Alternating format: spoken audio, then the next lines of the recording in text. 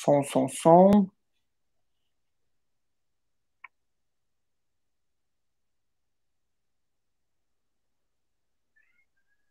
Som, som, som, som.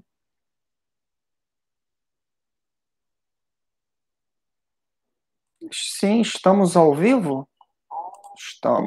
Estamos ao vivo. Boa noite. Boa noite, meus amigos, minhas amigas. Sejam todos bem-vindos. Muito obrigado pela presença de vocês. Eu sou o Felipe. Aqui do meu lado... Ah, não, eu estou no meio. Aqui em cima, ó, minha amiga Regiane. E aqui meu amigo Paulo. Nós três estamos aparecendo hoje porque conduziremos os estudos da noite de hoje, tá? E vocês daí, obviamente, interajam com a gente aqui no momento oportuno, tá bom? Vamos ver quem chegou aqui, como quem está online aqui. Vamos lá. Por enquanto, a Vânia, minha amiga Vânia Xavier, seja bem-vinda. O pessoal está chegando ainda, né? Vamos aqui fazer os nossos preâmbulos, alguns avisos. Nós estamos ao vivo, né, às 20 horas, no nosso canal, a Gênese, do Grupo de Estudos dos Livros da Codificação, do Centro Espírita Luz e Verdade. O nosso Centro Espírita, ele é um centro espírita localizado na capital do Rio de Janeiro, no bairro de Campo Grande, na rua Vitor Alves, 226. E esse estudo, né, do Grupo de Estudos dos Livros da Codificação, é um estudo presencial que, diante do cenário atual, né, já desde o ano passado, a gente transportou ele para fazer via internet. Então é isso, todas as segundas, 20 horas, horário de Brasília, a gente está ao vivo, né, para aqueles que conseguem estar conectado com a gente nesse mesmo horário. Para aqueles que não conseguem, para quem vê o vídeo depois, fica gravado para assistir ou para rever, assim como melhor decidirem. Tá? E eu aproveito para convidar aqueles que estão conectados com a gente agora ou posteriormente para se inscrever no nosso grupo. Tá? Então, eu vou colocar o link. Né, a maioria de que assiste aqui já está inscrito, né, mas as pessoas novas que aparecem aqui ao vivo ou que veem depois o vídeo, pode se inscrever. Se inscrevendo, participa do grupo de WhatsApp em que a gente consegue dar continuidade aos nossos estudos. Tá? Então, coloquei o link aí, basta clicar, você vai ser conduzido ao formulário de inscrição e assim participando desse grupo de estudos oficialmente. Tá? Lembrando que vocês podem digitar a dúvida de vocês aí no campo do YouTube e a gente daqui interage com vocês, tá? Ficam à vontade nesse sentido. A Tatiane chegou também, chegando. Obrigado, Tatiane, seja bem-vinda.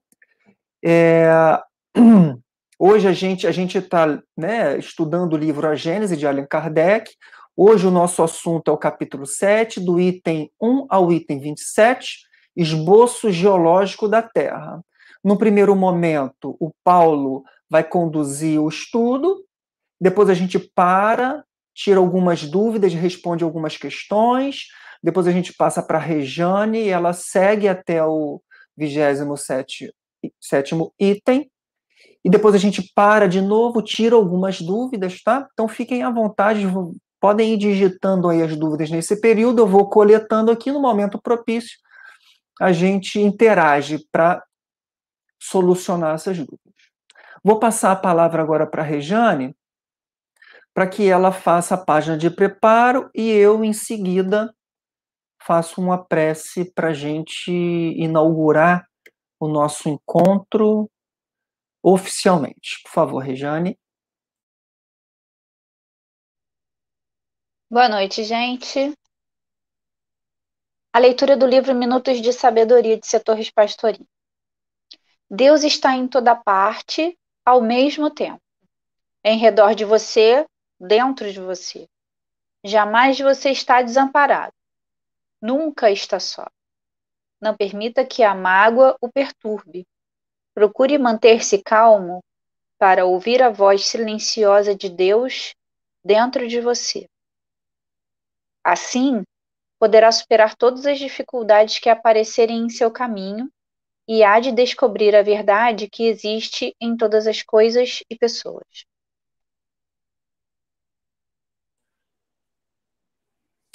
Fechar os olhos para aqueles que assim desejarem.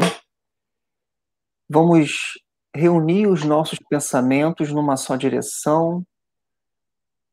Vamos agradecer a Deus, nosso Pai, nosso Criador. Vamos nos conectar a Ele através dos nossos pensamentos para agradecer a vida, para agradecer a oportunidade da encarnação, da reencarnação, para agradecer as alegrias e os desafios do dia de hoje, para agradecer por tudo ter ocorrido satisfatoriamente bem, para que pudéssemos estar juntos, reunidos na noite de hoje. Aproveitamos para rogar a presença dos benfeitores, dos nossos anjos protetores, a nos inspirar, a nos conectar mentalmente, a nos fazer sentir as maravilhas do Criador através do estudo de hoje, a nos inspirar o entendimento, a nos consolar, nos dar esperança, para que a gente conduza satisfatoriamente bem essa nossa vida.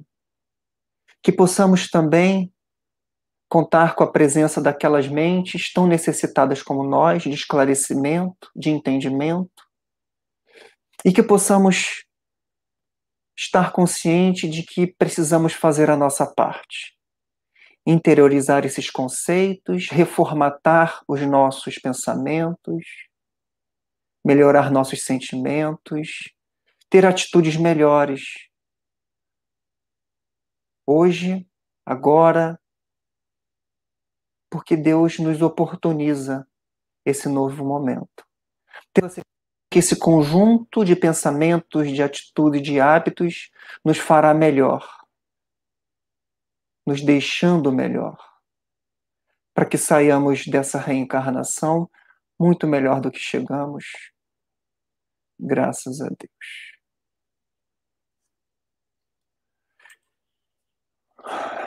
Vamos lá, meus amigos. Olha quem chegou chegando. A Lise, a Luísa e a Fátima. Muito obrigado por estarem aqui com a gente de novo, por essa constância, né, de sempre estar juntos, né, essa força que a gente cria das nossas segundas-feiras às 20 horas. Né? Muito obrigado mesmo. Vou passar a palavra agora para Paulo, para falar sobre o esboço geológico dos itens 1 ao item 14. Por favor, Paulo, fica à vontade, meu amigo. Obrigado, meu amigo. Boa noite a todos. A todos aí, a mais uma semana de estudo, né? Meu áudio tá bom para todos? Tá legal? Bom. Hoje, então, vamos iniciar o estudo do capítulo 7, Esboço Geológico da Terra. Só um minutinho que a minha gata tá aqui querendo participar do estudo, acho. Tá me arranhando. Vamos lá. Então, hoje a gente está no capítulo 7, Esboço Geológico da Terra. É uma série, sempre falo isso, né, das minhas falas aqui. O objetivo fundamental no conjunto dos livros da codificação é tratar três áreas, segundo a perspectiva espírita, segundo a visão espírita. É tratar a Gênese, que significa a origem de tudo. A Gênese, os milagres e as predições. Milagres e as predições vamos estudar. É o estudo da Gênese que a gente está aqui focado e que Kardec se propôs à época. Estudar a origem. A origem de quê, né? Da formação da Terra, dos seres vivos, mas principalmente aquilo que é o objeto de estudo da doutrina, que é o espírito. Mas para entender esse espírito que vai encarnar numa determinada espécie de ser vivo, que está relacionada com a evolução de uma cadeia de seres vivos, de todos que vão encarnar aqui neste planeta, que se origina de outros corpos do universo, né, corpos estelares. Então perceba, né, é um estudo todo que necessita de uma preparação, de uma introdução. Então, assim, no capítulo 6, nós estudamos a uranografia geral, que é o estudo, vamos dizer assim, tópicos de astronomia, daquilo que é o básico para a gente precisar. Então, assim, o codificador não estava com o objetivo, né, que todos os espíritas necessitassem de um estudo aprofundado de geologia para compreender as coisas, assim como também não precisava desse estudo científico aprofundado de astronomia. É claro que conhecimento sempre eleva e principalmente bem aplicado para o bem, né? Sempre eleva. Mas o objetivo é quando chegar lá na gênese espiritual. Então essa parte é muito importante. E perceba como que vai funilando, né? A gente estudou os esquemas do universo. Agora vamos focar no estudo aqui da Terra, né? Que aí vai estudar a formação da Terra e depois teorias sobre a formação da Terra, né? Até chegar na gênese dos seres vivos e tudo aí mais. Então, essa é a questão didática. É importante entender esse objetivo didático. Estamos aqui como facilitadores de estudo, né? E vocês vão fazer a leitura do livro, entendendo esse esquema didático, isso facilita no entendimento, né? Muita gente foge dessa obra, de querer ler, justamente por ter esses capítulos mais densos que tocam nas questões científicas, né? Mas, assim, para entender sobre o aspecto da origem, da evolução, realmente precisa passar, mesmo que por pontos básicos, sobre essas questões, né, de estudo científico dessa área.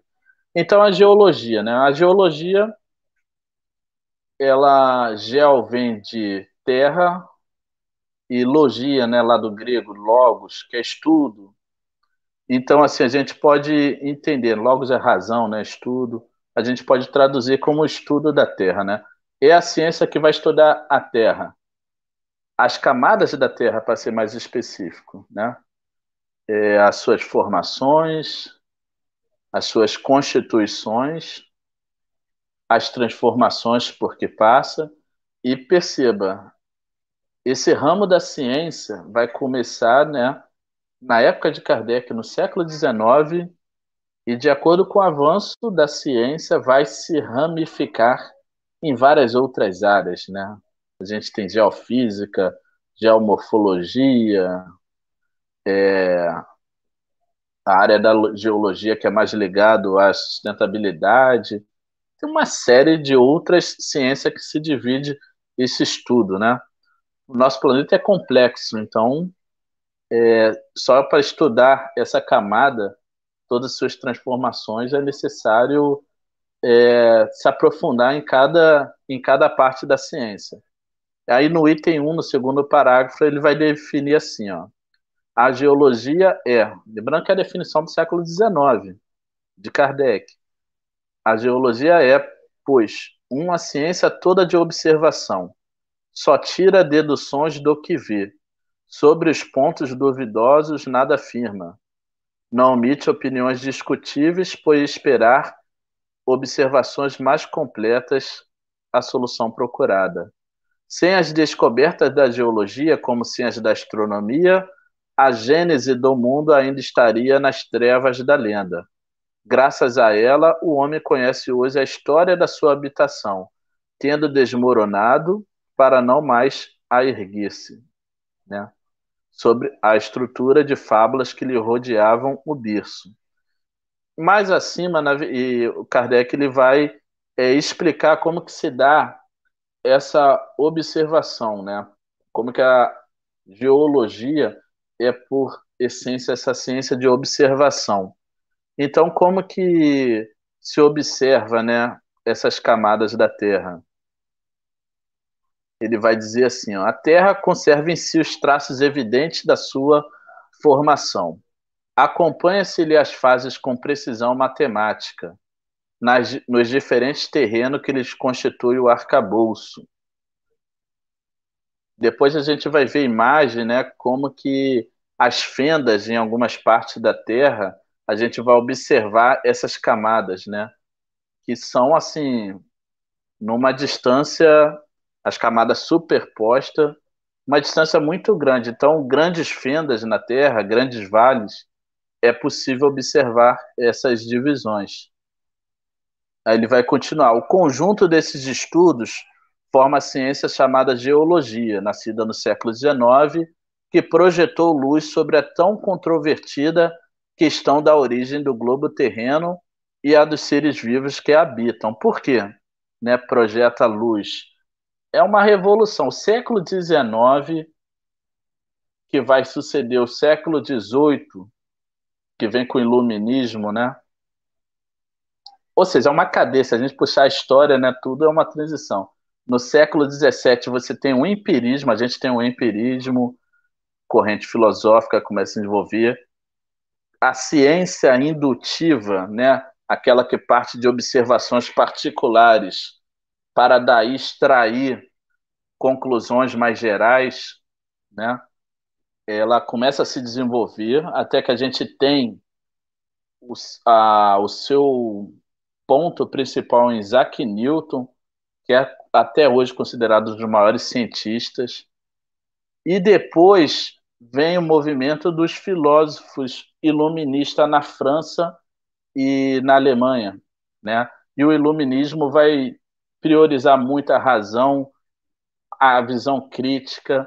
Então, tudo isso vai influenciar lá no século XIX o advento de várias ciências, da química, o advento da biologia, né, enquanto disciplinas científicas mesmo, né, geologia, os estudos astronômicos. Então, isso cria uma revolução nas ideias, porque até então, influenciado ainda, né, por concepções que vêm lá do período do medievo, da Idade Média, do Antigo Regime, onde a igreja ela tinha muita influência no pensamento, então as interpretações bíblicas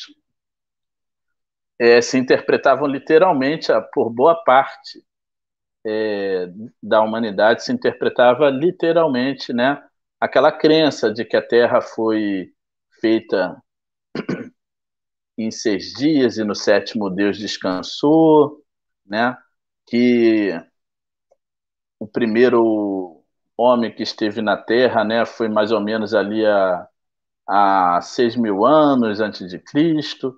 Então, assim, quando vem esses estudos, vai estudar a camada, aquilo não pode ter sido formado num período tão curto.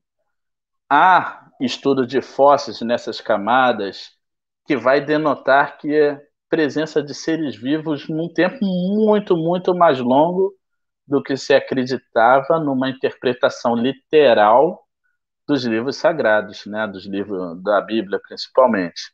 Então, uma revolução nas ideias nesse século, né?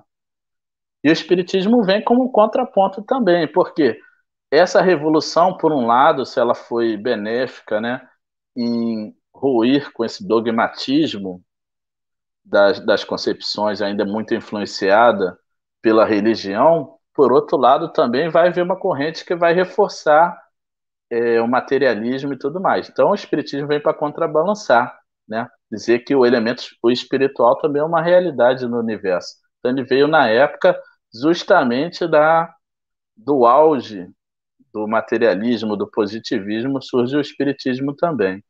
Como explica que a providência divina nunca deixa a humanidade abandonada, né? Mas dando prosseguimento aqui, ó. Ainda no item 1, ele vai falar ao resultado rigoroso da observação dos fatos, né? E diante dos fatos, nenhuma dúvida se justifica. A história da formação da Terra está escrita nas camadas geológicas, de maneira bem mais certa do que nos livros preconcebidos, porque é a própria natureza que fala, e não a imaginação dos homens a criar sistemas, né? Desde que se notem traços de fogo, pode dizer-se com certeza que houve fogo ali. Onde se veja os da água, pode dizer-se que a água ali esteve. Desde que se observe os de animais, pode dizer que viveram aí os animais, né?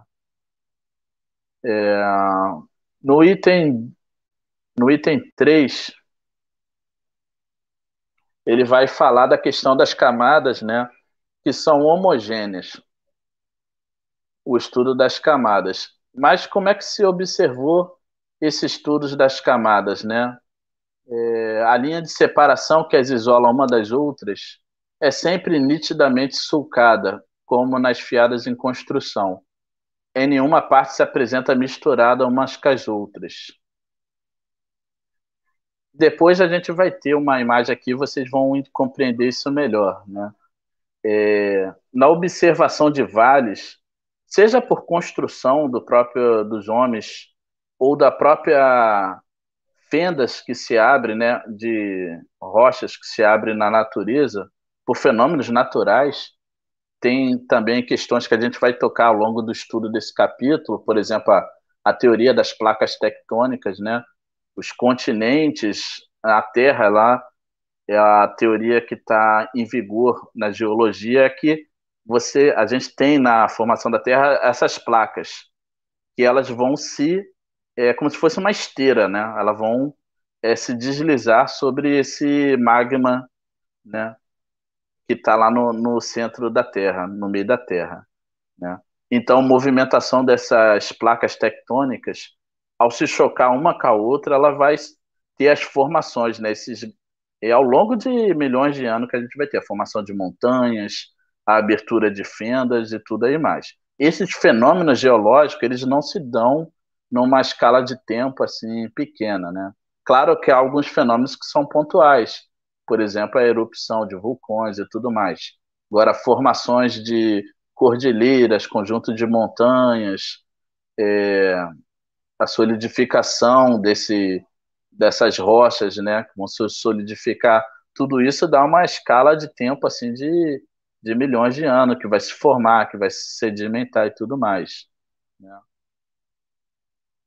Eu pedi para o Felipe compartilhar aquela imagem da que tem ali as divisões da Terra,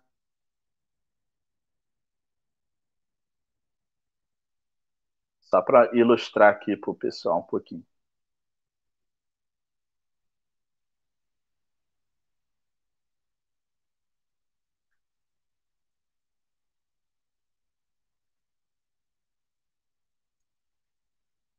Não sei se dá para vocês observarem.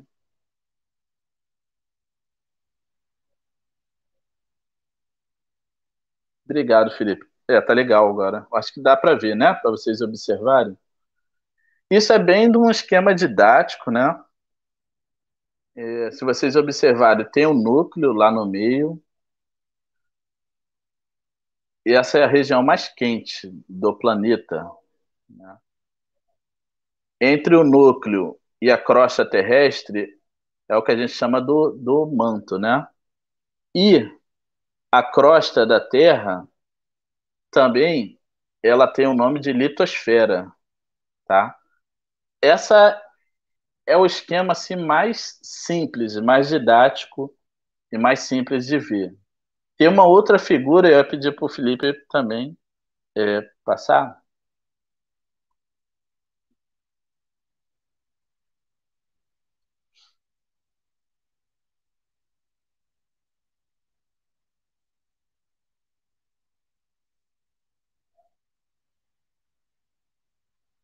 Quando o Felipe está vendo ali, dando prosseguimento. Vai abrir aí. Então vocês podem observar, né? São a estrutura da Terra.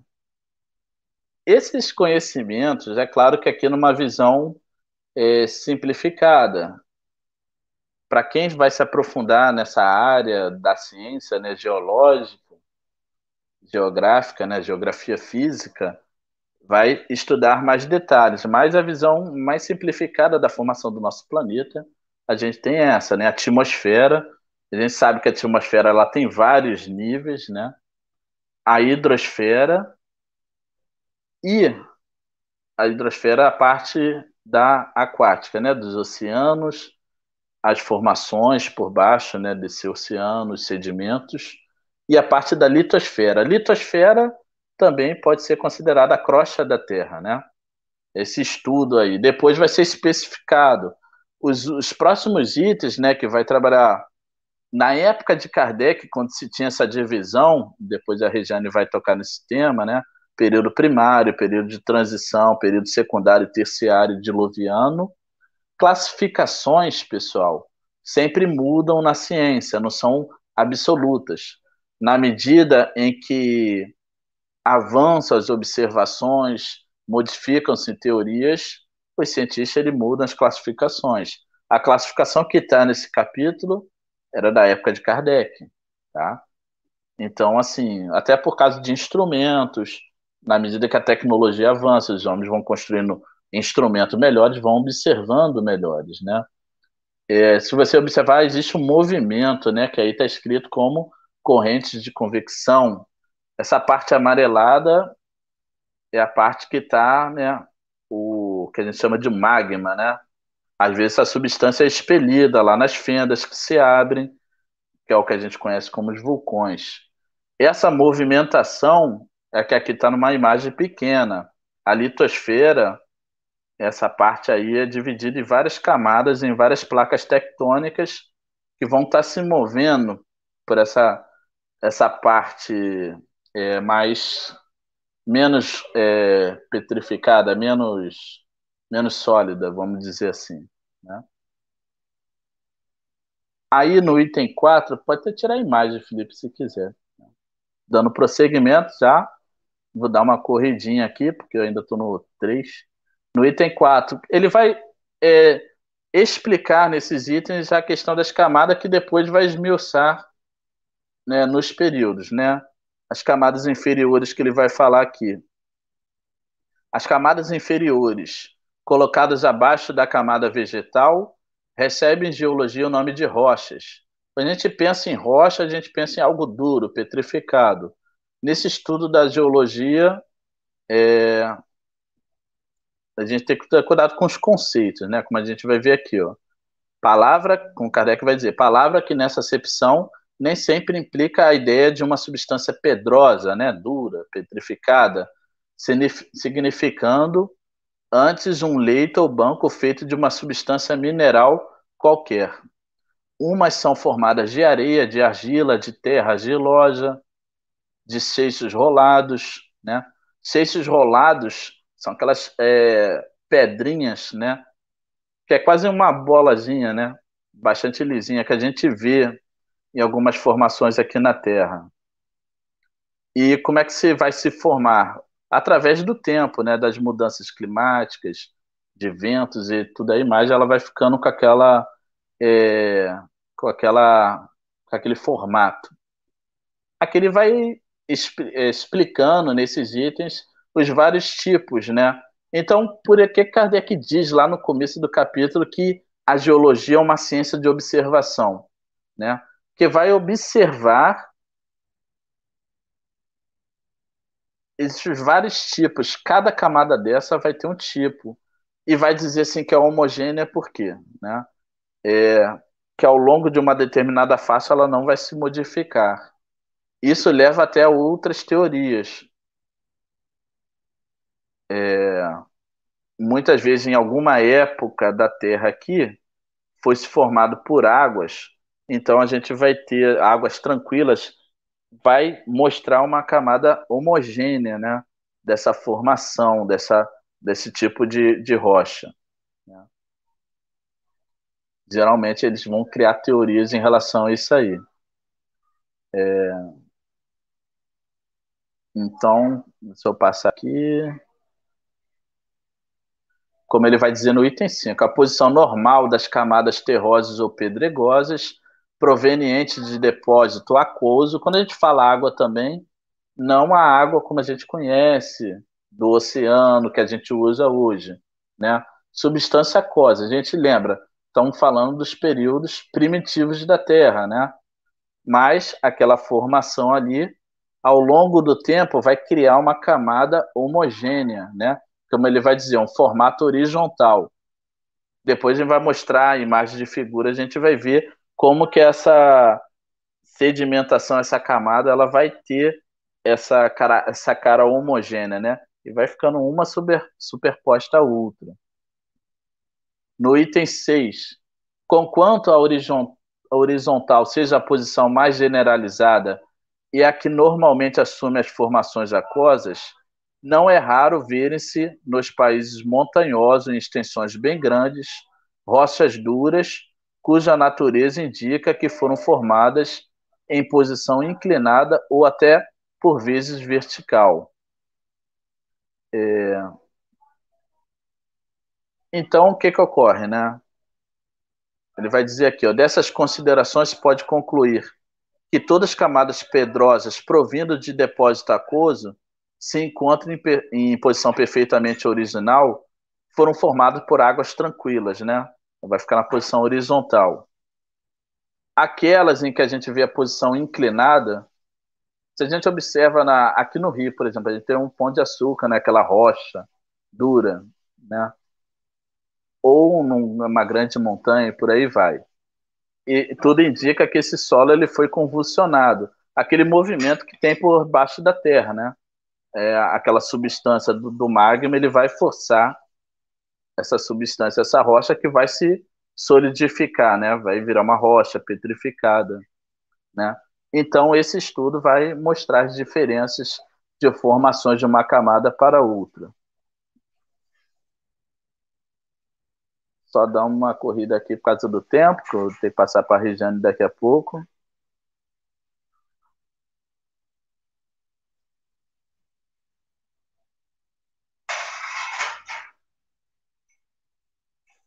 Aqui é interessante, nesses últimos itens, né? Aquilo que eu falei no início. Como se observa nessas camadas a presença de fósseis, né? O estudo de fósseis.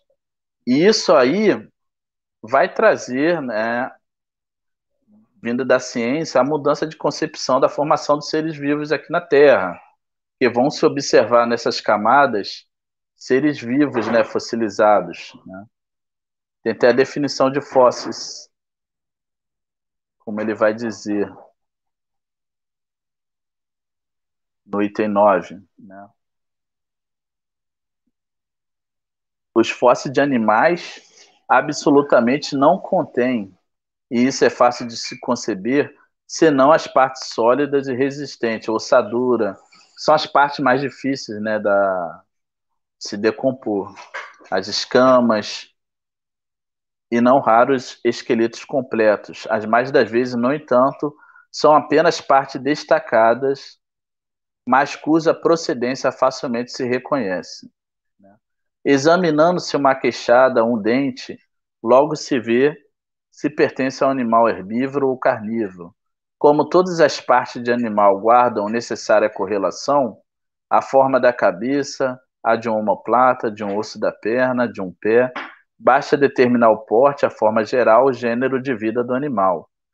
Isso aqui já toca em outras ciências também, né? A paleontologia, por exemplo, que vai estudar esses fósseis, né, de seres vivos. Então, são áreas que se conecta, que se conversa, né? A gente tem a arqueologia já de construções humanas, bem mais recente, né? Mas a paleontologia vai estudar esses fósseis. Então, é um estudo afim com a geologia, né? Então, perceba como que é complexo esses estudos geológicos. É bastante complexo. Vou passar aqui para os comentários, né, de vocês. Se tiver dúvida do texto. Pode ser, Felipe? Com certeza, meu amigo. Muito obrigado, viu? Fez a gente viajar aqui um pouco na formação do mundo, né? Do planeta Terra. E se vocês não repararam, Kardec, a gente está falando de Gênese, né? Como é que a gente ia pular a Gênese do planeta Terra, né? Então, Paulo, nas últimas aulas a gente falou da formação das galáxias, dos planetas, dos satélites, né? E hoje, a partir de hoje, a gente foca nessa questão da formação da Terra, né? E aí entra nesse aspecto da geologia, da paleontologia, né? Que tenta e consegue, eu diria, contar uma história na qual a gente não presenciou. O que o Paulo, em resumo, o que ele falou foi exatamente isso. Como que se sabe que como o planeta Terra foi construído se a gente não estava lá na época da construção, né? Pelo menos encarnado. Então, por essas investigações muito bem feitas pela geologia, paleontologia, arqueologia, essas ciências. E uma coisa que eu gostaria até de dizer, que o nome do capítulo, né, esboço geológico, é um esboço, né? Ele não tem a intenção ali de fazer um curso completo de geologia, paleontologia. Não, é um esboço, é um rascunho, é uma ideia geral, né, sobre a questão geológica da Terra na qual a gente está reencarnado. Algumas vezes, né, não sei, não se sabe muito bem, né? Eu particularmente não sei ainda. Bom, vamos passar aqui. Por enquanto a gente não teve nenhuma dúvida, nenhum comentário.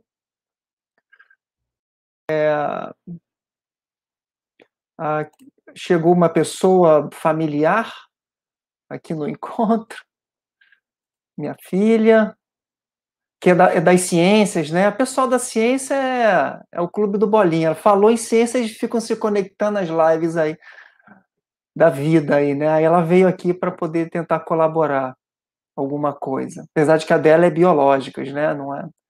Não são geológicas. Bom, uma outra coisa que eu gostaria também de comentar com vocês é sobre uma correção do item 7, em que é colocado como... Na verdade, a correção que é para ser feita, o Paulo não chegou a entrar em detalhes, é sobre as primeiras formas de vida. Então, o Paulo falou logo no início, olha, o que Kardec escreveu aí tem a ver com a ciência da época dele lá. Então, a gente vem falando em toda a aula, a gente tem que só tomar cuidado de que de lá para cá um novo entendimento científico foi feito em diversos assuntos que estão aqui, no que tange as questões materiais, principalmente. Né? Então, a correção ao livro, a atualização ao livro que tem que ser feita é só no que tange as primeiras formas de vida, né, que são bactérias. Ele sugere que sejam elementos vegetais, né, mas não. Hoje se entende que bactérias e algas azuis esverdeadas, que apareceram há aproximadamente 3,5 milhões de anos, né, e que foram as primeiras formas de vida. Só uma atualizaçãozinha, não pecar nesse entendimento. E nem querer julgar o livro como que esteja errado, ele retrata uma época. Então, aí a gente faz esse apontamento nos locais que a gente precisa. Os próprios subtítulos que tem nesse capítulo, eles sofreram uma atualização. Né? Então, novos títulos, novos nomes foram dados aos períodos de formação. Acho que a Regiane vai chegar nesse ponto aí. Tá bom? Então, assim, mais nenhuma novidade aqui. Deixa eu ver se tem alguma coisinha aqui. Peraí. Quer deixar alguma coisa? Quer comentar alguma coisa, Paulo? Não, só Sua observação foi boa, né? Só queria reforçar isso. Muito legal. E realmente, né? Esse cuidado aí com as questões que eram da época, que depois, com mais observações, puderam colocar, né? Com mais ferramenta, né, Paulo? Tem-se mais ferramenta para investigar melhor, né, e tal. Então, eu gosto daquele... Lembra? Não sei de qual capítulo foi, mas ele diz que a ciência é uma obra dos séculos, né? Ele não quer colocar ninguém em evidência, né? Então, é um descobrindo em cima da descoberta do outro. E isso demora vidas e vidas, encarnações e reencarnações, né? Então, bom, sem mais para o momento, vou passar para a Rejane. Rejane, fica à vontade, a palavra é sua. Você põe a gente do mesmo tamanho, Felipe, para ficar legalzinho, por favor? Aê! Perdão. Não, tá ótimo. Obrigada. Eu que sou chata mesmo, fico implicando com todo mundo. Boa noite, gente. Acorda, lava esse rosto.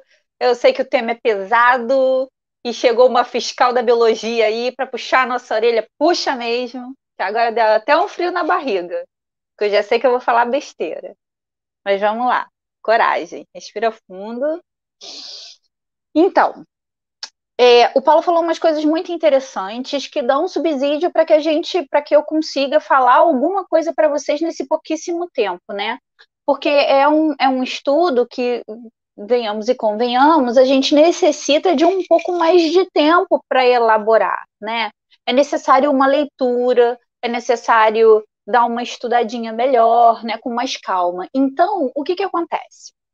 O Paulo mostrou aí aquela figura muito bacana, do planeta, partir de uma fatiazinha onde a gente conseguia ver lá o núcleo feito de magma, que é aquele líquido que é expelido pelos vulcões, né? Então, a princípio, o que a gente tinha, e eu começo a falar pelo estado primitivo do globo, a princípio o que a gente tinha, o que os cientistas pensam é que o planeta ele estava nessa fluidez, né? Era como se ele todo fosse incandescente.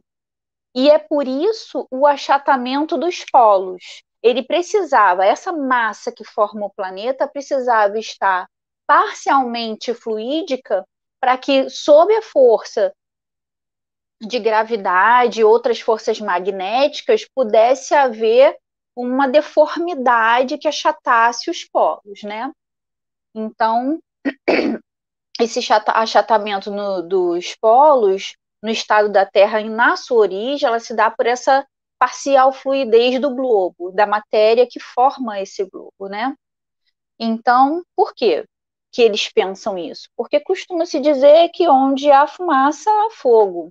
Então, existe um efeito sem uma causa. Então, a gente precisa pensar que, olhando um efeito que ocorreu, existe uma causa para que aquele efeito ocorra, né? E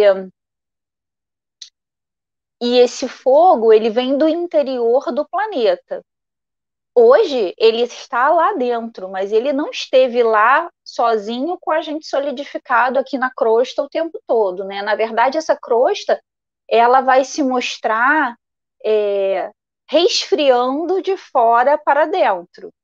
Não chegamos ainda no momento em que a parte de dentro estivesse completamente resfriada, até porque eu acho que haveria uma mudança muito grande geológica no planeta, né?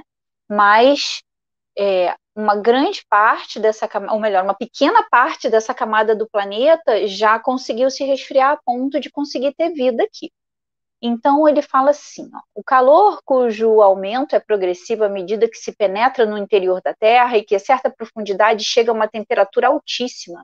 As fontes térmicas, tanto mais quentes quanto mais profundas, lhe está a nascente, os fogos e as massas de matéria fundida, esbraseada que os vulcões vomitam, como por vastos respiradouros ou pelas fendas que alguns tremores de terra abrem, não deixam dúvida sobre a existência de um fogo interior, né? 16.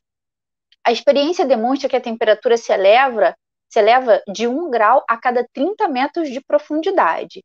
Então, ele vai chegar a um ponto que a 25 léguas a gente vai ter mais de 3.300 graus, né? E vai aumentando.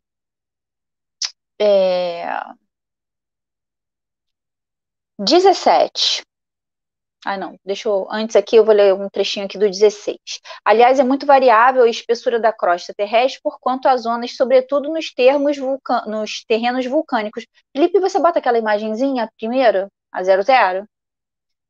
Aliás, é muito variável a espessura da crosta terrestre por quanto às zonas, sobretudo nos terrenos vulcânicos, onde o calor e a flexibilidade do solo indicam que ela é pouco considerável. A elevada temperatura das águas termais constitui igualmente indício de proximidade de foco central. Aumenta aí bastante. Isso aí vai lá em cima para mim, isso aí, ó, para mostrar que a gente está no colaweb.com, falando das erupções vulcânicas. Desce um pouquinho a imagem, por favor. Pode descer, até aparecer a imagem. Inicialmente, nós tínhamos um planeta mais ou menos com essa carinha aí. A luz do Sol ela não passava, né? A gente tinha aí uma atividade vulcânica intensa, né? Nós tínhamos rios de lavas e toda a parte superior do planeta era ela como se fosse um mingau. Imagina um mingau que a tua mãe acabou de fazer, que a tua avó acabou de fazer, saiu da panela, aquele mingauzinho quentinho, você fica lá desesperado para poder dar a primeira colherada, né? E você dá aquela esfriadinha assim.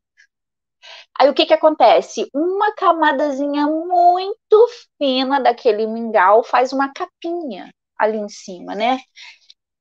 Esse resfriamento, ele estava o tempo todo assim. E toda vez que, por exemplo, você enfia a colher, ele racha e aquela parte líquida incandescente com o ar quente, ela sobe e aí ela zoa a parte de cima toda. Era assim, mais ou menos, que se imagina que fosse, né? Tendo como base o raciocínio lógico do que é a matéria que está lá dentro e o raciocínio que ele vai fazer aqui. Então, ó, assim sendo, evidente se torna que o primeiro estado de fluidez ou de flacidez da Terra há de ter tido como causa a ação do calor e não da água. Então, essa fluidez não se dava por ser líquido, mas por esse líquido estar incandescente, né? Essa incandescência tornar os materiais da Terra, da parte externa, líquidos, mas incandescentes. 18. Na época em que o globo terrestre era uma massa incandescente, não continha nenhum átomo a mais nem a menos do que hoje. Bom, ele não está considerando, e aí tem uma observação aqui no texto da Gênese, onde ele fala o seguinte: parece-nos que Kardec se refere apenas à Terra propriamente dita, a massa da Terra, né? Ele não está levando em conta os aerólitos e a poeira cósmica que a ela vem se juntando. E aí ele prossegue falando assim: o ar, enormemente dilatado, de certo se estendia a uma distância imensa. Toda a água, forçosamente transformada em vapor, se encontrava misturada com o ar. Todas as matérias suscetíveis de se volatilizarem,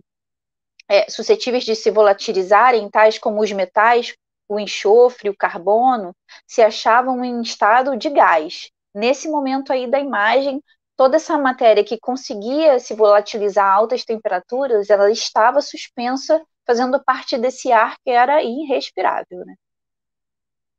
A atmosfera nada tinha, portanto, de comparável ao que é hoje.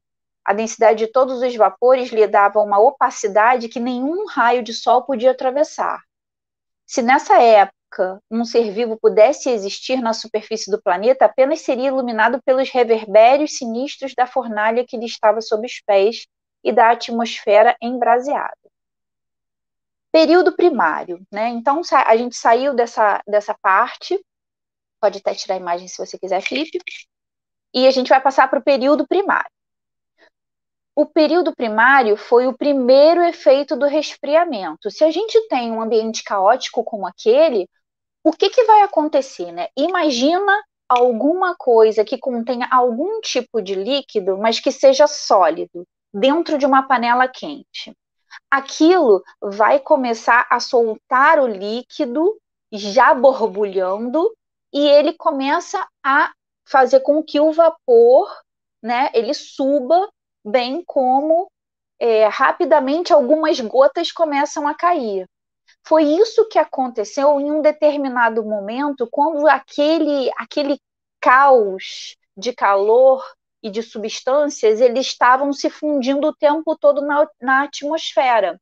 O que ele fez foi começar a fazer com que algumas substâncias, conforme aquele calor, porque o calor ele não dura para sempre, né? O material que existe ali em incandescência, ele vai diminuindo o calor com o tempo.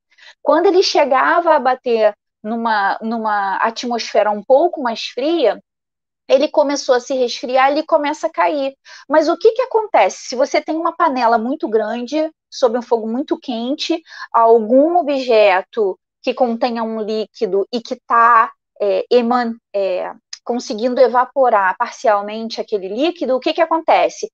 O líquido sobe em forma de vapor, bate na tampa da panela, que rapidamente se resfria e a gota cai. Quando essa gota cai, o que ela faz naquela panela que não está completamente tomada por alguma coisa? Lembra que a gente tem alguma coisa um pouco mais sólida, né? Com uma substância líquida por dentro. O que ela faz? Ela bate na parte mais quente da panela e faz tss, imediatamente. Né? Ela não consegue se acumular ali na panela porque está muito quente aquela substância, aquela matéria que está ali direto em contato com o calor. Para que essa panela possa se resfriar, você tem que continuar fazendo com que aquelas substâncias evaporem, batam na tampa, se resfriem, né? Possam virar um líquido e novamente caia. Isso tem que se fazer um ciclo muito rápido para poder resfriar antes de aquecer. Então, para você poder fazer isso rapidamente, você vai lá e joga um pouquinho d'água, né? Mas isso aconteceu de uma forma muito, muito intensa nesse primeiro período. Então, nós vamos ver um resfriamento por causa dessas substâncias que, com a fervura do planeta, passa para a atmosfera, sobe, lá em cima ela começa a resfriar e ela começa a cair, né? Ela começa a decantar da atmosfera e começa a resfriar. E aí a gente vai começar a ver, vai começar a distinguir substâncias principais ali naquela camada fininha do mingau, lembra? O feldspato, o quartzo ou cristal de rocha e a mica. A camada granítica foi, pois, a primeira que se formou no globo e a que envolve por completo, constituindo, de certo modo, o seu arcabouço ósseo. Ela forma uma massa compacta e uniforme em toda a sua espessura, que não é disposta em camadas. A efervescência da matéria incandescente havia de produzir nela numerosas e profundas fendas, pelas quais essa mesma matéria extravasava. Então, ela começou a fazer pequenas camadas sólidas, mas ao mesmo tempo ela fazia fendas fenda para que esse calor e esses líquidos ainda assim saíssem. Não foi um resfriamento automático e linear, né? O efeito do segundo resfriamento, aí veio uma segunda etapa desse resfriamento, foi a liquefação de algumas matérias contidas no ar em estado de vapor, as quais se precipitaram na superfície do solo. Houve então chuvas e lagos de enxofre e de betume, verdadeiros regatos de ferro, cobre, chumbo e outros metais fundidos infiltrando-se pelas fissuras. Essa matéria constituía os veios e os filões metálicos. A gente está no ponto 20. Vieram a seguir as águas que, caindo sobre o solo ardente, se vaporizavam de novo. Aí a gente já tem uma camada razoável de solo, mesmo que com fendas para extravasar aquele magma, né? Então, essas águas que caíam sobre o solo ardente se vaporizavam de novo, recaíam em chuvas torrenciais e assim sucessivamente, até que a temperatura lhes facultou permanecerem no solo, essa água em estado líquido. E aí a gente vai começar a verificar a formação de pequenos lugares alagados. E aí foi bem como o Paulo falou, né? Essas águas, esses líquidos, não eram os mares como a gente vê hoje, né? Eram líquidos, eram águas, ainda assim com substâncias muito ácidas, substâncias muito misturadas ainda, não era o líquido de água que a gente vê hoje. E é a formação dos terrenos graníticos que dá o começo à série de períodos geológicos. E aí, aos poucos, com o resfriamento da superfície, né, da camada mais superficial do planeta, é que a gente vai conseguir ver, com esse resfriamento, esses lagos, ou esses rios, ou esses mares, né, de forma bem rudimentar. 21. Tal o aspecto do primeiro período, verdadeiro caos de todos os elementos confundidos à procura de estabilização. Quer dizer, aquela imagem caótica lá que o Felipe mostrou para a gente, ela vai ficar um pouco mais acinzentada conforme for se resfriando, porque ela aí para de ser fogo o tempo todo, né? Ela já teve aquela possibilidade de resfriamento inicial. Mas existe ali um caos, né, dos elementos químicos todos procurando estabilização. Período em que nenhum ser vivo vivia, nenhum ser vivo podia existir, por isso mesmo um de seus caracteres distintivos em geologia é a ausência de qualquer vestígio de vida vegetal ou animal nesse período. Impossível se torna assinar duração determinada a esse período, do mesmo modo que aos que se lhe seguiram. Mas, dado o tempo que se faz mister para que uma bala de determinado volume aquecida, bala de tiro, tá, gente? Uma bala feita de metal. Se resfrie na superfície ao ponto de permitir que uma gota d'água possa, sob ela, permanecer em estado líquido, calculou-se que essa bala tivesse tamanho da Terra. E aí ele vai fazer um cálculo de proporção. Ele pega uma substância metálica que ela é fundida, né, para formar um determinado objeto, calcula quanto tempo que ela precisa se resfriar para que uma gota possa se manter em cima dela sem estar evaporando, e aí ele vai passar esse cálculo para o macro, né? Considerando que o planeta tem não sei quantos 1000 quilômetros a sua órbita, a sua superfície toda, né? Quanto tempo demoraria? Então, até na parte que o Paulo estava falando, o Kardec fala o seguinte: se uma planta, né, demora dias e meses para se soerguer, como é que um planeta, né, com esse trabalho das camadas geológicas que a gente vê lá, por exemplo, animais aquáticos, animais terrestres, metais pesados, fósseis de carvão, né, de qualquer tipo de matéria orgânica que tenha virado carvão. Se a gente consegue fazer esse estudo da vida e demora tanto tempo, como é que o planeta todo poderia ter sido feito em 6 dias, se nem mesmo uma pequena planta leva isso para poder se formar? Né? Uma semente, às vezes, fica uma semana no solo para poder dar um brotinho, ainda mais ela chegar à potência dela de vida total e chegar a dar flores e frutos, né? Enfim, ele faz essa comparação racional, né? Lógica. Período de transição. Falta pouquinho aí para mim, Felipe? Faltam uns 15 minutos ainda? Ainda, né? Estamos bem folgados. Tá. Faltam uns 15, dá para... Uns 15, 16 minutos. Isso, okay. Dá para ir bem. Então, período de transição. No começo do período de transição, ainda pequena, era a espessura sólida da crosta granítica, que é aquele primeiro que se solidificou.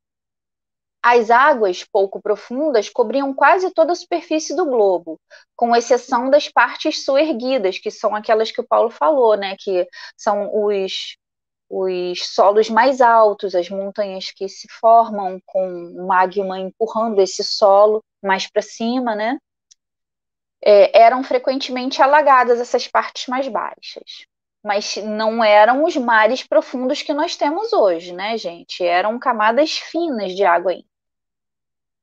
Ou melhor, finas não, pouco profundas, né? Faz uma diferença.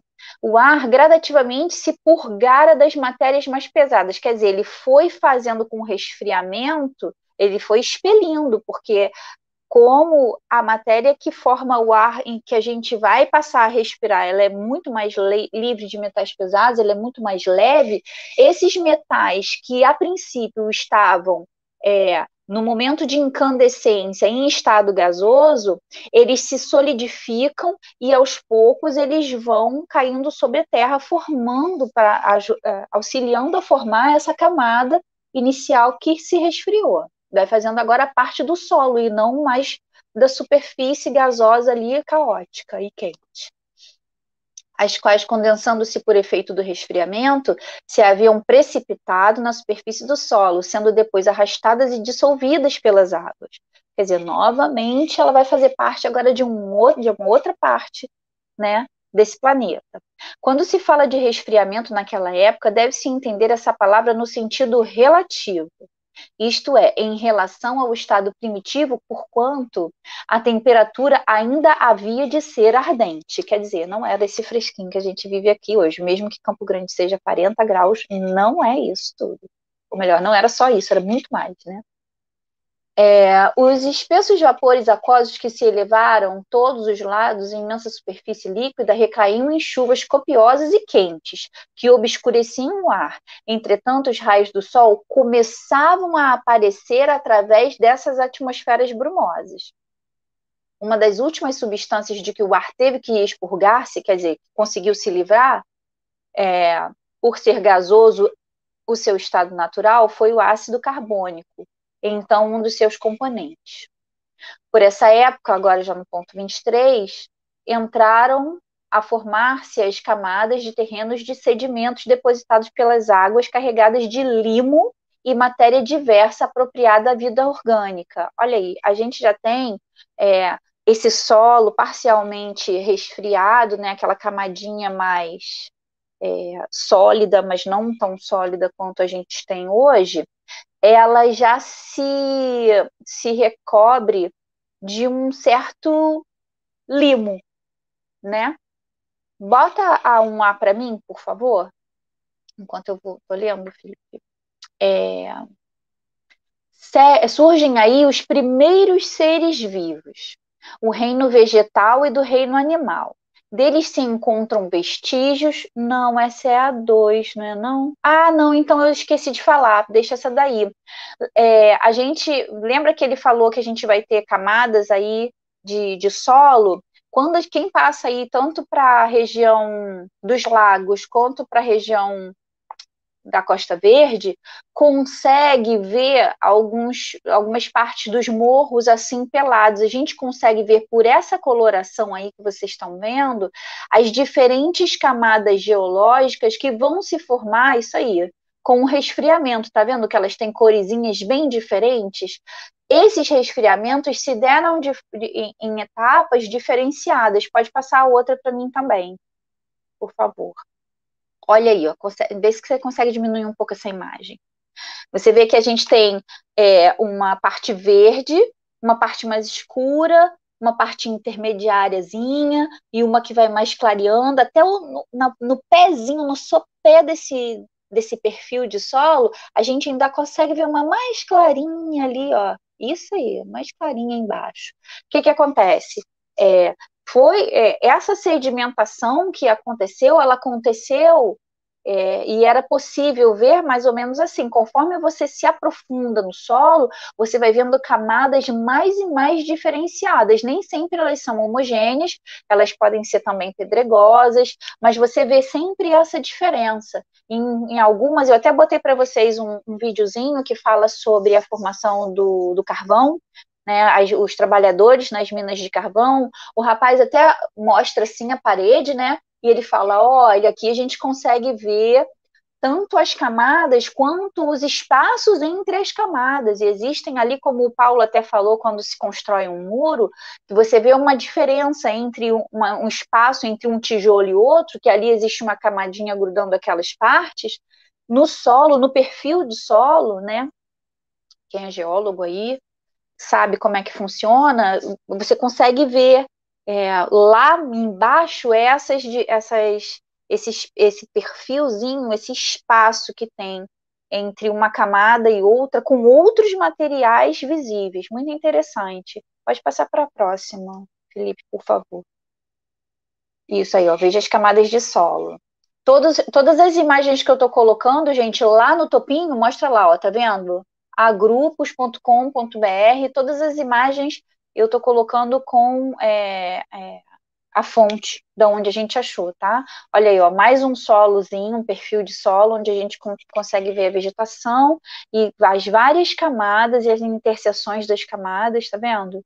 É muito interessante, ó, mas essa begezinha, essa interseção, a begezinha, o alaranjado mais para o meio, a camada um pouco mais pedregosa, mais para baixo, e ela até tem não sei se vocês conseguem ver, ela tem um intermediário assim de um solo marrom para o laranja, antes de chegar no pedregoso mesmo, porque ele não está nem retinho, ele está assim meio um Vzinho, sabe? Muito interessante. Pode passar para a próxima imagem. Olha aí o que a gente está vendo. Vai lá para cima, não, biologia.net. Não, pode aumentar a imagem para mim, por favor. Biologia.net, botânica, tá vendo? O site é esse aí. Esse aí. Então, a gente consegue ver aí pequenos serizinhos vegetais, seres vivos, numa crosta rochosa. Quer dizer, você não vê nem solo. Aí a gente não vê nem o solo, aquele solo feito de terra. Você não vê, você já vê logo o nascimento de um ser vivo, né, vegetal, que não tem menos do que o tamanho do meu dedo mindinho. Ele é mais ou menos dessa altura aqui, se não for menorzinho. Esses primeiros seres vivos, né, eles foram considerados do reino vegetal, mas tinha também os do reino animal na época, né? A gente vai ver os musgos, os líquens, os fungos, as briófitas, deles se encontram vestígios, a princípio, em número reduzido. Quer dizer, a gente tem aí já os familiares mais evoluídos deles, mas eram os familiares, né, desses musgos, líquens, fungos e briófitas. À medida que se vai passando as camadas mais elevadas dessa formação, é digno de nota que por toda parte a vida se manifesta logo que são propícias as condições, nascendo cada espécie desde que realizam as condições próprias à sua existência. Ponto 24. Os primeiros seres orgânicos que apareceram na Terra foram os vegetais de organização menos complexa, designados em botânica sob os nomes de criptógamos, acotiledônios, monocotiledônios, isso é, líquens, cogumelos, musgos, fetos e plantas herbáceas. Absolutamente ainda se não vêem árvores de tronco lenhoso. Passa a próxima imagem para mim, por favor, Felipe, que a gente vê mais um pouquinho desses seres vivos aí. Os animais desse período apareceram em seguida os primeiros vegetais, eram exclusivamente marinhos, né? Primeiramente a gente vai ver os polipeiros, raiados, zoófitos e animais com organização mais simples e rudimentar, né? Que se aproxima no grau máximo da dos vegetais. Mais tarde aparecem crustáceos e peixes. Mas olha só, mais um aí uma evolução assim do tipo de um líquen, um musgozinho. A gente vê que são plantas, porque ela aí está em close, né? Mas quando a gente vê esse tipo de vegetação na natureza, ela é da alturazinha de uma unha do dedinho mínimo. Ela é muito pequena quando ela não é menor ainda. Pode passar a próxima imagem. Você pode encontrar ela em rochas, você encontra ela em tronco de algumas árvores, encontra ela inclusive em cima do próprio cimento das calçadas, do calçamento da rua. Olha eles aí. Vai lá no topo para eu ver se tem a fonte. Não, então tá mais embaixo. Ó, musgos, Anthocerófita, Marcantiófitas, tá vendo? Atualizado News. Essa é a página. São pequenas plantas mesmo, são organismos de organização celular bastante simples. Essas nossas de hoje já são mais evoluídas, mais complexas, mas são os ascendentes delas, né? Próxima imagem, por favor. São plantas bem herbáceas, a gente vai ver cogumelinhos, olha aí, ó. Essa daí é da revista Galileu.globo.com, tá vendo? a gente vai ver pequenas plantinhas, essas plantinhas já chegam até o tamanho de um dedo mínimo ou um dedo indicador. A gente vai ver também aí cogumelos, que são fungos. Sobe só um pouquinho essa imagem, Felipe, antes de você passar. Eu botei esses balãozinhos aí, fui eu que botei. Na imagem original não tem, mas porque existe uma propaganda aí. Então, como a gente não pode fazer esse tipo de divulgação na imagem, então eu tapei a propaganda, mas toda a imagem ela é da revista Galileu. Sobe só um pouquinho para eu dar uma lidinha no que está escrito aqui em cima. Há milhões de anos antes do fóssil de plantas mais antigo já encontrado. É porque ele estava falando dessas plantinhas mais lá dos primórdios, né? Pode passar para a próxima.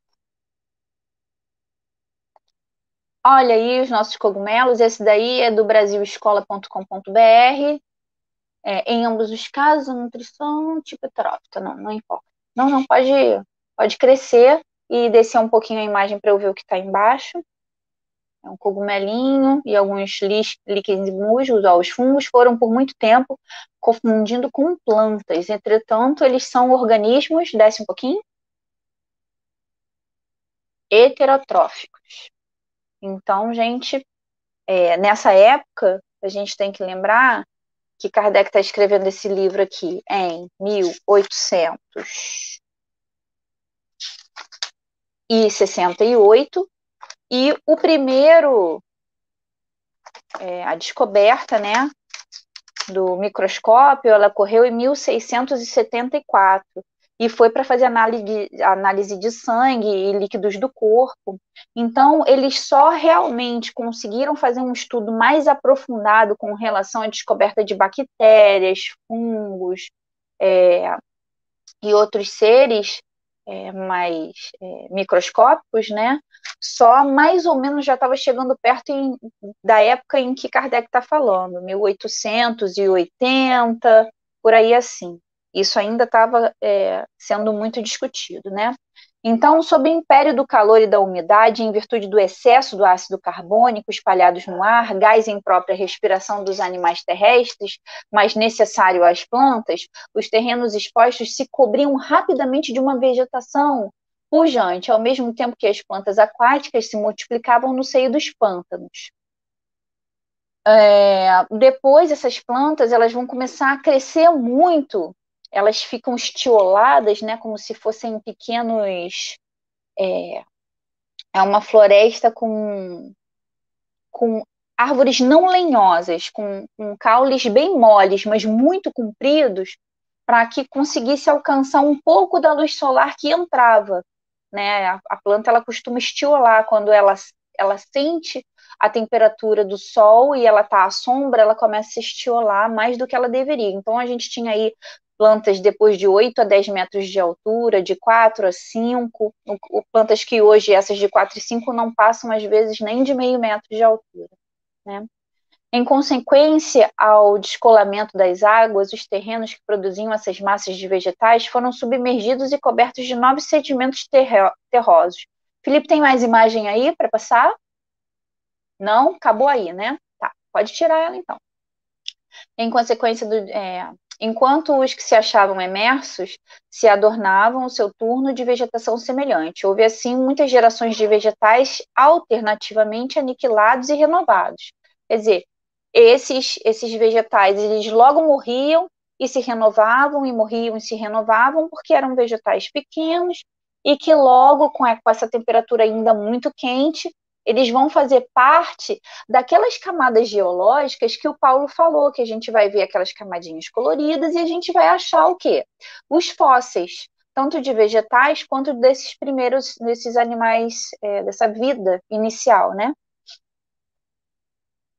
O mesmo não se deu com os animais que, sendo todos aquáticos, não estavam sujeitos a essas alternâncias de vida. Então, como quem vivia lá no mar se manteve lá no mar, e quem sofria muito mais essa mudança climática era os animais, os seres vivos que estavam sob a superfície, a gente vai ver lá nas camadas mais profundas, os seres não eram os seres aquáticos. Foi só quando foi fazendo essa alternância entre mar e solo, é que a gente vai ver essa mudança e vai achar alguns fósseis também de animais aquáticos.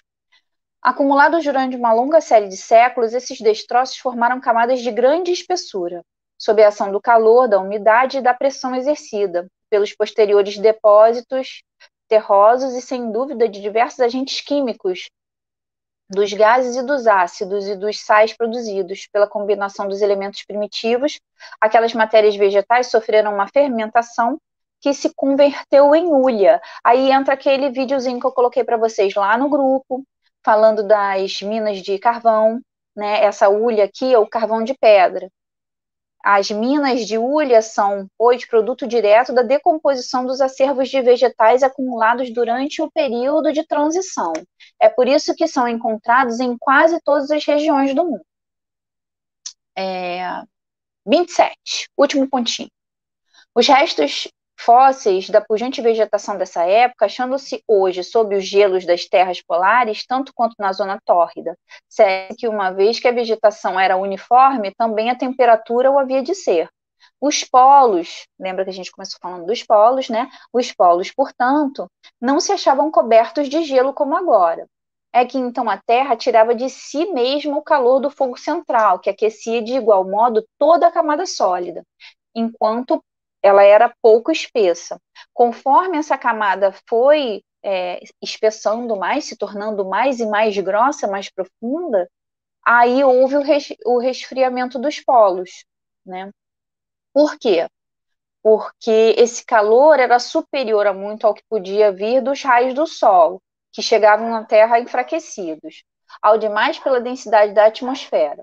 Só mais tarde, quando a ação do calor central se tornou muito fraca, quer dizer, o calor que a própria Terra emitia se tornou fraco, ou nula sobre a superfície exterior do globo, a do Sol passou a preponderar sobre as regiões polares, sobre as regiões. E as regiões polares, como recebiam essa luz inclinada e ela chegava muito fraca nos polos, eles puderam se resfriar e aí foram formadas essas camadas de gelo, enquanto que as partes onde recebia a maior parte do calor, elas se mantiveram com uma população de plantas e de animais mais desenvolvidas do que no polo, né?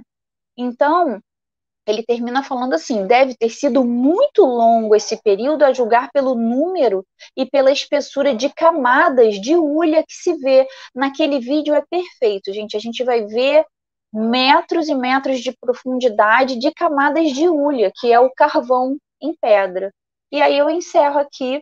Eu sei que a gente está pegando pesado na biologia, mas é muito importante para a gente entender a gênese espiritual daqui a pouco mais na frente, como o Paulo explicou, muito bem explicadinho aí para a gente. É só isso. Muito obrigado. Toma uma aguinha. Isso foi muito legal. A gente consegue, inclusive, nesse estudo, se apoiando na ciência, desmistificar, né, como a Regiane tinha comentado, sobre os conceitos sobre a criação. Né? Então, a Regiane com o Paulo hoje fizeram uma viagem de alguns milhões, algumas centenas de milhares de anos, né, de milhões de anos, em que cada transformação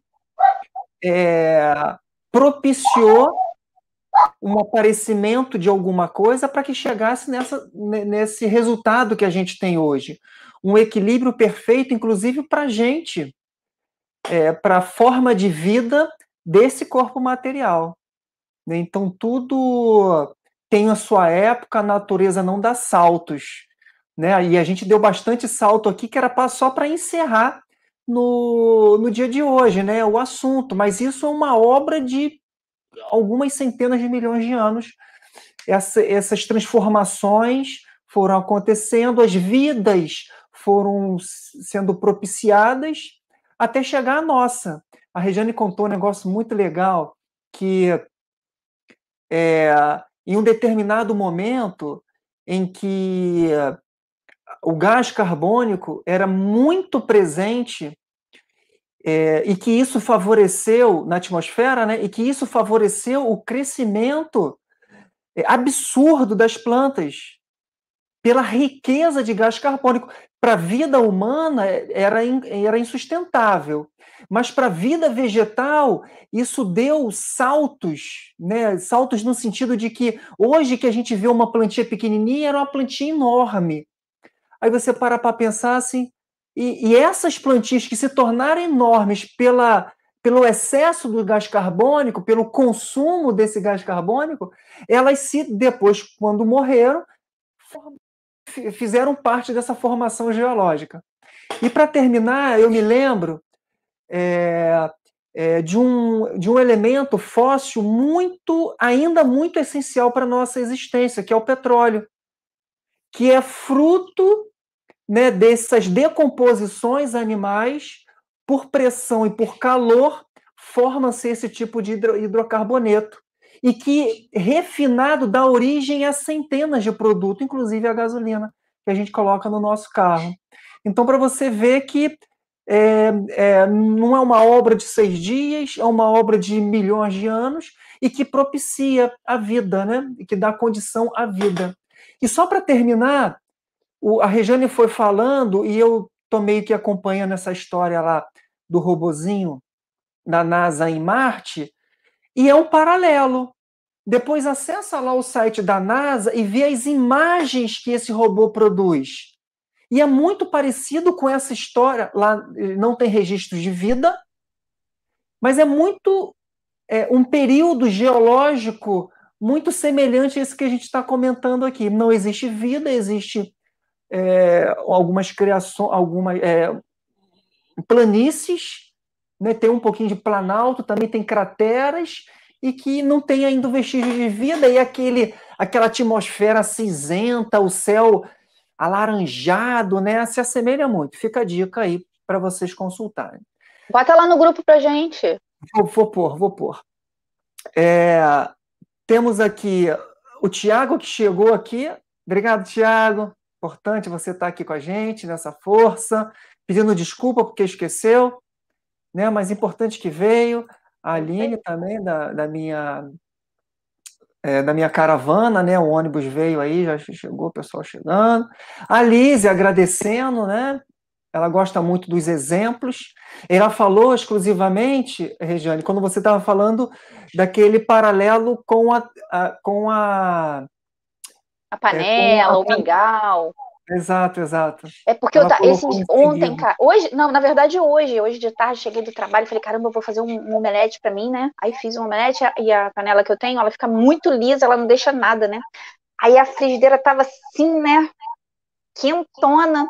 Aí eu, infantilmente, fui lá, peguei um pouquinho de água com a mão, assim, e fiz tchá. Aí aquela chuvinha que eu joguei assim na panela, né? A água, ela bate com força assim, ela sobe com pressão.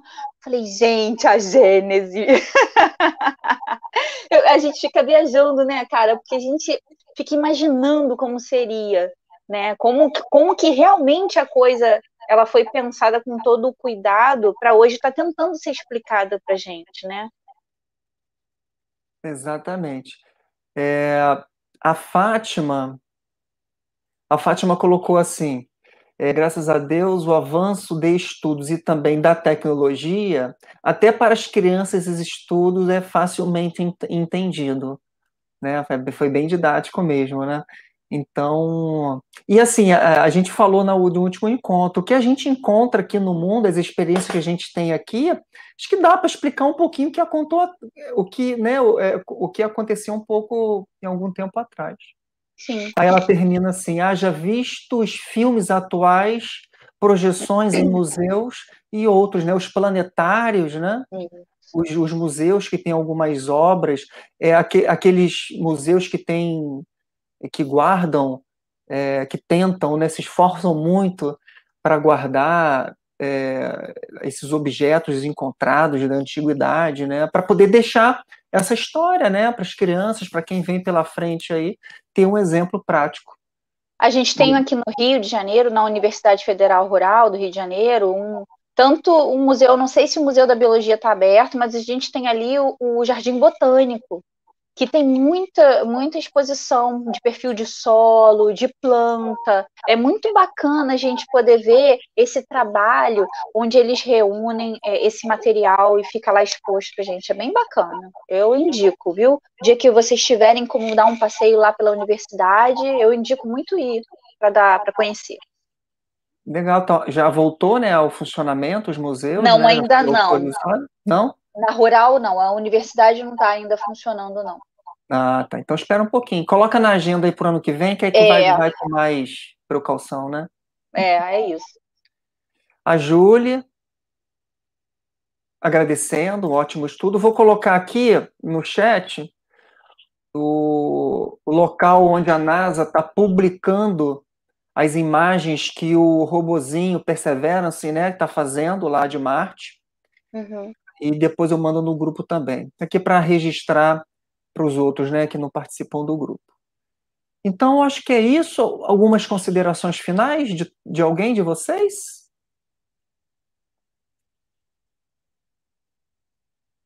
Acho que lemos todos aqui. Já lemos todos os comentários. Lembrando que o assunto ele não termina hoje. Fiquem à vontade para compartilhar achados, dúvidas, comentários no nosso grupo de WhatsApp, que estão presentes aqueles que estão inscritos no curso. Tá? E segunda-feira que vem, 20 horas, a gente entra ao vivo novamente para dar continuidade aos nossos estudos. Ah, Tá? Felipe, se você conseguir, deixa o link do vídeo aí nos comentários, de repente alguém Deixo quer. sim. Deixo sim. O vídeo que você colocou no grupo, né? Isso. Das minas de carvão, né? Uhum. Tá na É um mão. videozinho curto, 6 minutinhos. Pronto. Então, acho que por hoje é só. Né? Muito agradecido por todos, pelo esforço do Paulo, pelo esforço da Rejane de trazer de uma forma resumida, dentro do tempo que a gente tem, e de uma forma didática também, para a gente aprender o contexto geral. É um esboço, para a gente atender. A gente saiu lá da nebulosa e agora a gente está na Terra, né? A gente está tentando recontar essa história, né, através dos nossos estudos aqui. Pedir, agradecer a presença de todos, a interação de todos, tá? Pedir para o Paulo fazer a nossa prece final, para a gente concluir o nosso encontro. Por favor, Paulo. Sim. Antes da prece, é lembrar que o estudo desse capítulo está dividido ao meio, né? Na próxima semana vamos estudar os outros períodos ainda desse capítulo. Porque assim, a gente não foi até o final, não é para resumir, não, é porque foi dividido mesmo, né? E aproveitando isso, no site do Selvi tem um cronograma lá, né? Para aqueles que ainda não fizeram o download. Então vamos aqui fechar nossos olhos, se concentrar, agradecer a Deus por essa oportunidade semanal de estarmos reunidos mais uma vez, em nome do nosso Pai, Criador, por essa oportunidade de estar aprendendo lições instrutivas que de alguma forma possa modificar nossas ideias a respeito de nossa origem, de nosso objetivo aqui na Terra, nosso destino, e que de um certo modo essa renovação de ideia, essa aprendizagem possa se refletir numa mudança positiva de postura moral, de conduta, e que possamos sempre, na medida do possível, empregar todos os nossos esforços na nossa melhoria, buscando sempre aprender mais e, através do aprendizado intelectual, que possamos vivenciar, utilizar todos os instrumentos, tudo aquilo que nós sabemos para a nossa melhoria íntima, para a nossa reforma íntima e na relação em sociedade, que é a nossa pedra de toque, pois tudo aquilo que aprendemos sempre precisamos exercitar nas relações.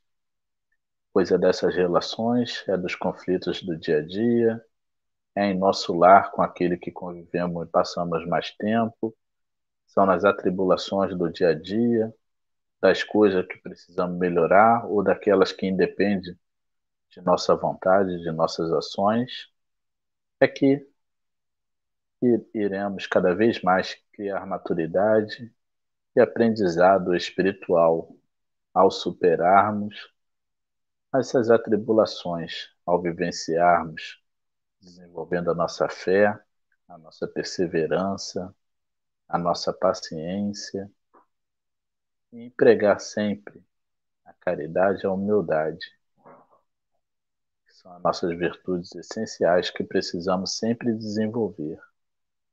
E assim só temos a agradecer aos bons espíritos que preparam o estudo, que nos guiam no dia a dia, ao anjo da guarda de cada um, aqueles mentores que são encarregados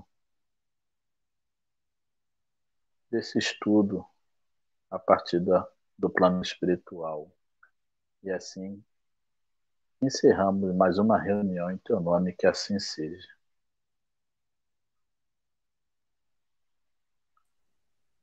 Tchau, gente. Boa semana. Até segunda. Boa semana, até segunda.